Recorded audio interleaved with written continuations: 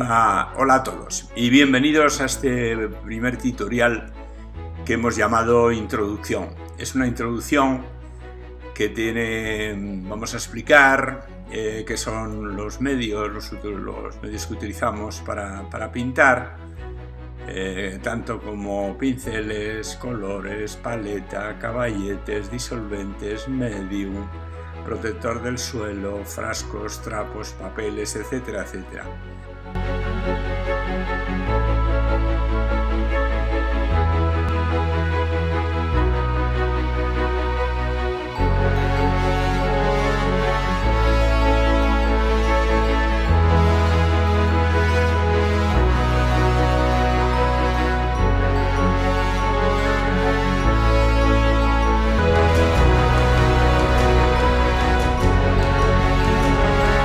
La diferencia que hay entre pintura al óleo y pintura acrílica.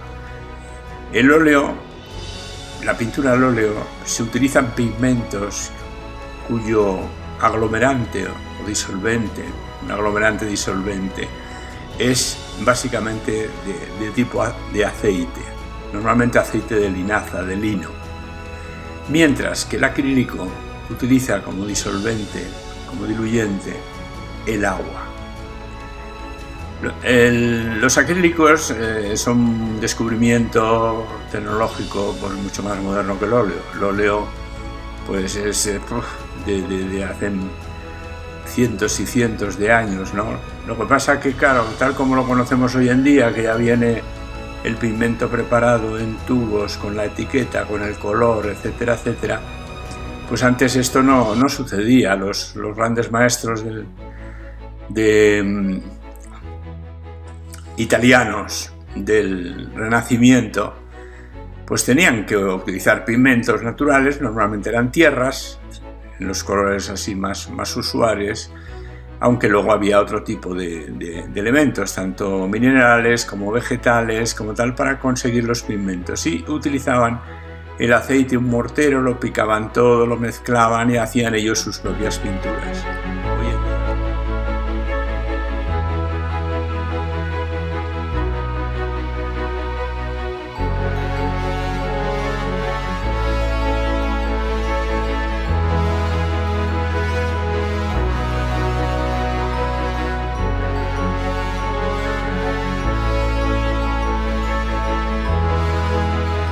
Pinceles.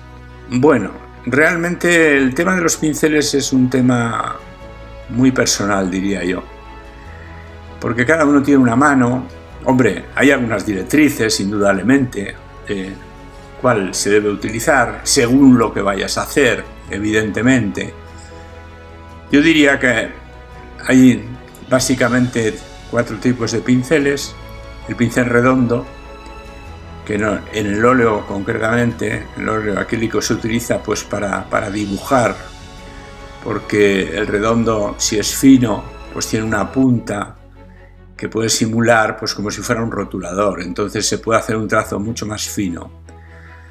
Luego tenemos ese es el pincel redondo. Luego tenemos otro pincel que unos llaman de una manera, pero bueno, se le conoce normalmente como lengua de gato, que es redondeado, es un pincel redondeado, que este pincel es muy cómodo cuando uno tiene que recortar, cuando uno tiene que ajustarse a una línea, porque permite un control muy exacto sobre la forma de depositar la pintura.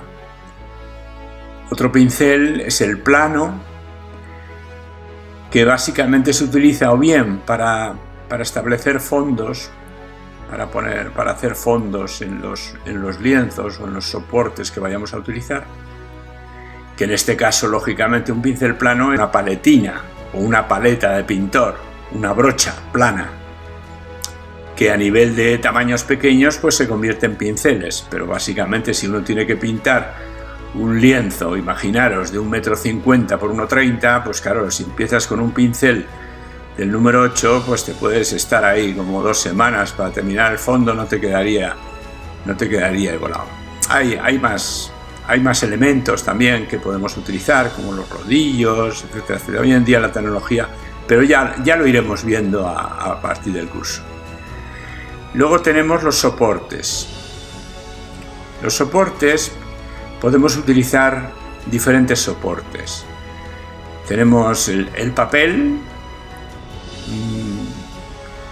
que puede estar en hojas sueltas o bien en un bloc de dibujo, de pintor.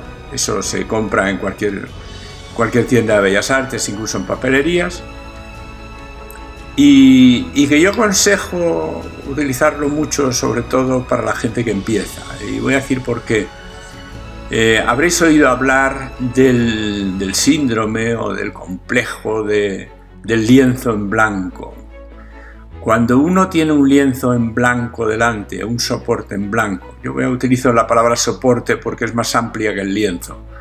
Cuando uno tiene un soporte en blanco delante y tiene que empezar de alguna manera, se crea una tensión interior muy fuerte que te oprime, y hasta que te lanzas a empezar a dibujar o a pintar, pues crea un pequeño trauma, ¿no? Esto, imaginaros, yo por ejemplo, que he estado muchos años pintando dentro del Museo del Prado, delante de una obra de arte de Goya, de Velázquez, de Tiziano, el Greco, Tintoretto, tan de los grandes maestros, ¿no? Imaginaros lo que es tú con el caballete delante de un cuadro de Velázquez y el lienzo en blanco. ¿Y por dónde empiezas? ¿Cómo empiezas? ¿Qué haces? ¿Un dibujo? ¿Haces unos trazos? ¿Haces una línea? Bueno, esa es la tensión que quería explicaros. Volviendo al tema, yo os aconsejo que utilicéis, sobre todo al principio, mucho los papeles. Si el papel DIN A4 resulta pequeñajo, hay papeles mucho más grandes, DIN A3, DIN A2, en fin, hay soportes de papel muy buenos. Y para pintar al óleo, pues realmente el papel no hay que hacerle nada. O sea, quiero decir que simplemente con utilizar muy poco el aceite y más bien aguarrás o esencia de trementina, pues pinta perfectamente sobre el papel. Seca más rápido que sobre un lienzo y yo creo que es un buen soporte.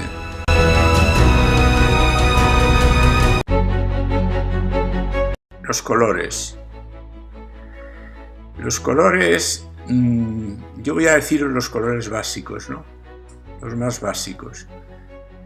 Hay 3 colores básicos para hacer, en teoría, digo en teoría porque yo tengo mi propio criterio, todo el resto de los colores, que es el amarillo limón, el rojo cadmio y el azul ultramar.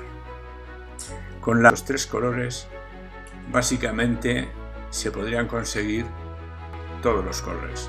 Esto realmente no es cierto. Voy a decir por qué. Porque por mucho que mezcléis los colores, el color blanco no lo vais a conseguir nunca.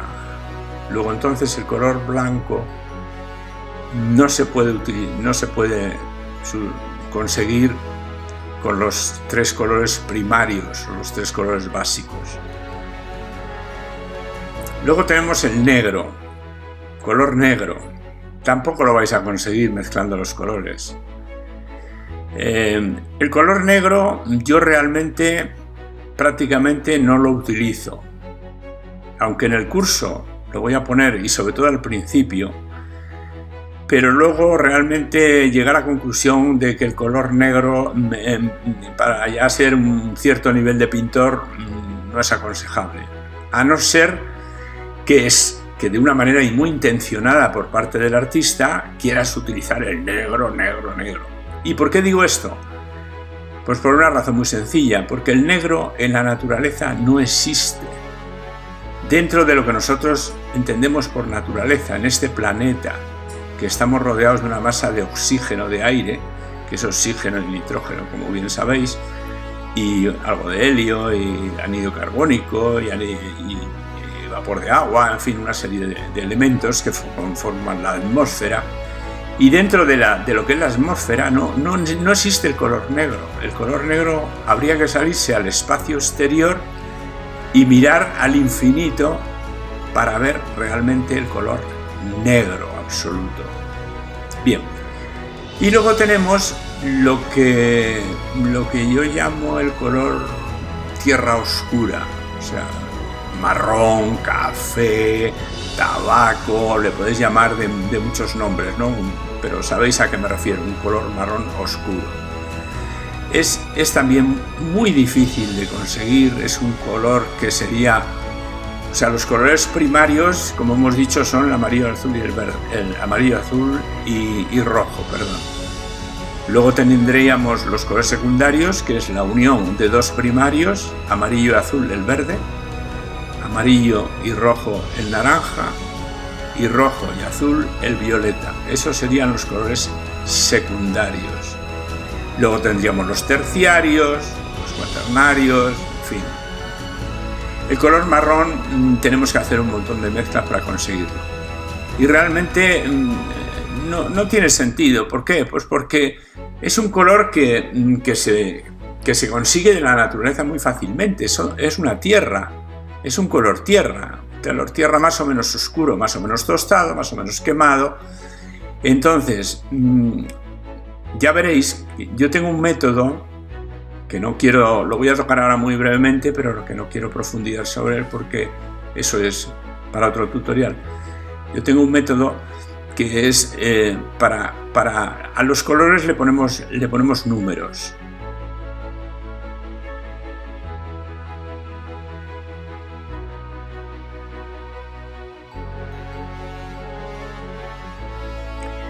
¿Por qué? Pues porque yo he visto que muchos métodos de enseñanza de otro tipo de disciplinas, como puede ser el ajedrez, como puede ser muchas cosas, utilizan mucho la música, por ejemplo, utilizan mucho los números, ¿no? Hay realmente unos métodos de música que está basado en números, ¿no? Bueno, pues yo he conseguido, o por lo menos he tratado de conseguir un método que el color, ya no las medidas, que por supuesto son números, ¿no? 52 centímetros de aquí a aquí más 30 y tantos de aquí a aquí. Bueno, eso es una medida, son números. Pero en el color, pues quitando los pantonés que utilizan las tiendas de pinturas, pues no se había utilizado. Entonces yo he creado dos discos de color. Uno que es para los colores primarios, o sea, amarillo, azul y rojo. Y otro para colores que yo llamo complementarios, como son el blanco, el negro y el marrón oscuro. Entonces, con el juego de los colores primarios más el color de los colores los complementarios, pues ya podemos conseguir toda la gama de colores.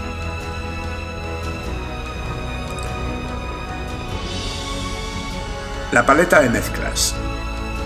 La paleta de mezclas, pues hay muchísimos modelos, muchísimas formas. Yo sé gente que pinta con platos de comer, de cocina, de cerámica, ¿no? Hay otras personas que utilizan paletas desechables de papel, que una vez has terminado la sesión, pues arrancas la paleta, la tiras a la basura y empiezas con una nueva, ¿no? Luego hay pintura, hay paletas de plástico, paletas de madera, paletas de muchas cosas, ¿no? Esto yo realmente cuando pinto en el estudio no utilizo, es muy raro que utilice la paleta. Utilizo una mesa pequeñita auxiliar que tengo con una paleta que para mí es fantástica. Paleta entre comillas, porque es un trozo de cristal que se puede conseguir en cualquier cristalería, y si no, pues una ventana por ahí que nos encontremos una puerta que tenga un cristal transparente, y le pegamos con celo o con cualquier cinta adhesiva un papel blanco por una de las caras, y por la cara que no le hemos puesto el papel es donde nosotros ponemos los pigmentos. Para mí es es fundamental, es básico. O sea, quiero decir, se trabaja maravillosamente con este tipo de paleta. Primero, porque limpia muy bien, al ser cristal, limpia muy bien cuando has terminado la sesión. Se puede rascar con una rasqueta de estas de limpiar las ventanas o de limpiar la vitrocerámica, cualquiera de un elemento que rasque un poco, una paleta, una espátula. Pero básicamente para mí lo más importante es que la mezcla se ve perfectamente, y ya no solamente se ve la textura muy bien, se ve el color muy bien, porque sobre el blanco pues realmente todos los colores se aprecian en su auténtico matiz más fácilmente que si estuviera sobre un soporte de madera que ya por sí tiene un color tostado, lógicamente. Así que yo os recomiendo la paleta de cristal con un papel blanco. En el tutorial os he puesto una foto.